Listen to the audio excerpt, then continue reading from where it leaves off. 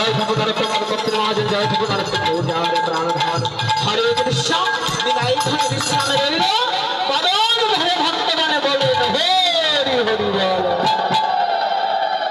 আসলে সবকিছুর একটা সময় থাকে। আমি তো যত তাড়াতাড়ি ঝড়ের তালে চলে যাচ্ছি, পথ কটা গায়ে শেষ করব, তারপরে তো একটা লীলার কতগুলো পথ আছে তাই না বাবা? এখনো দিচ্ছি না, বড় করেও গাচ্ছি না। আমি তো বুঝতে পারছি। যাই হোক, আমার অপরাধ নেবেন না, আমি ছোট মানুষ। সকলের চরণে আমার অনন্ত শাস্তি কোটি প্রণাম রইল।